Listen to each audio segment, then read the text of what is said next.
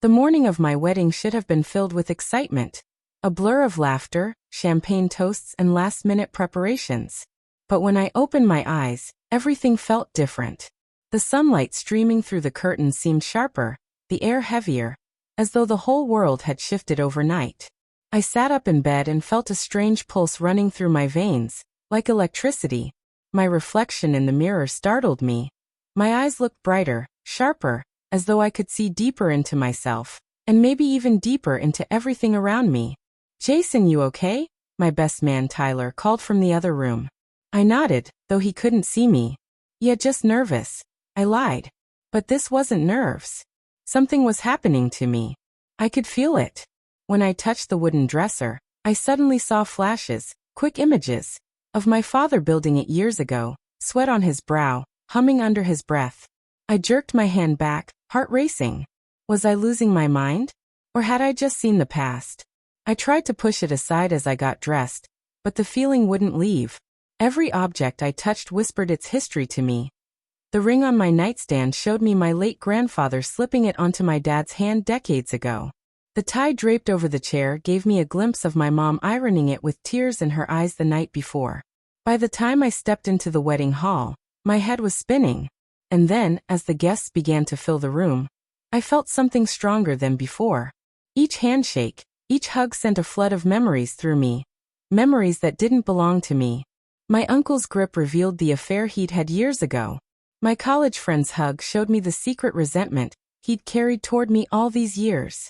I tried to keep smiling, pretending everything was fine, but the truth was I was terrified. And then came the moment that shattered me completely. When my bride Emily entered the hall, radiant, glowing, the woman I had loved for years. I reached out and took her hand. What I saw nearly made me collapse right there at the altar.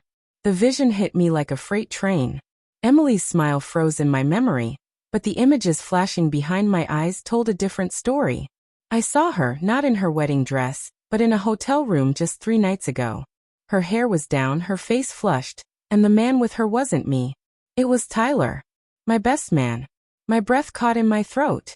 The guests were clapping, cheering, waiting for us to take our vows. But all I could hear was the blood pounding in my ears. I let go of her hand, my mind screaming at me to stop this wedding. To confront them both right there in front of everyone.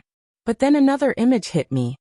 Emily crying on the bathroom floor that same night, whispering to herself, "I can't marry him. I don't deserve him." My heart twisted. She wasn't proud of what she had done. She was broken, ashamed. And Tyler, I saw him too, sitting in his car afterward, punching the steering wheel, muttering that he had just destroyed his best friend's life. It was like being handed everyone's secrets at once, whether I wanted them or not. "Jason," the officiant asked, his voice pulling me back. "Do you take Emily?" I swallowed hard, forcing my voice to stay steady. But then something strange happened. I looked around the room, at my parents, my friends, the people who had been part of my life for years. For the first time, I didn't just see them as who they were. I saw who they had been, every choice that had led them here. And I saw myself too. The late nights I had spent working instead of talking to Emily. The way I'd ignored her when she tried to tell me she felt alone. I hadn't cheated, but I had left her starving for connection. And Tyler had been there when I wasn't. I took a deep breath. My entire life had been reset in one morning. Maybe this power wasn't a curse. Maybe it was a second chance. But first I had to decide, was I going to marry Emily after knowing the truth, or walk away and start over? The silence stretched for what felt like forever. Every eye in the room was on me, waiting for my answer. I looked at Emily again, really looked at her. And for the first time, I didn't just see the betrayal. I saw the woman I'd fallen in love with. The girl who once stayed up all night with me talking about our dreams. The one who used to write me little notes and leave them in my jacket pocket. But those days were gone, weren't they? I squeezed her hand gently, leaning close so only she could hear me. "We need to talk. Outside. Now." Gasps rippled through the guests as I stepped back from the altar. Tyler stood frozen, guilt written all over his face. But I walked right past him and out into the hallway. Emily followed, her heels clicking against the marble floor. "Jason, what's going on?" she asked, her voice trembling. I turned to face her. "I know. She froze. Know what? I know about you and Tyler. 3 nights ago. The hotel. Her face went white, her mouth opening and closing with no words coming out. Then tears welled up and spilled over. I'm sorry, she whispered. I was scared. I thought you didn't want me anymore. I was so lonely. And so you slept with my best friend. My voice cracked. She covered her face with her hands. I don't deserve you. I was going to tell you after the wedding. I was going to confess everything. For a moment, I wanted to scream, to throw something, to walk away and never look back. But then the visions came again, not of betrayal, but of a possible future. Me years from now, still angry, still carrying this weight. Emily, miserable and alone. Tyler, estranged forever. I took a deep breath. This wedding is off, I said quietly.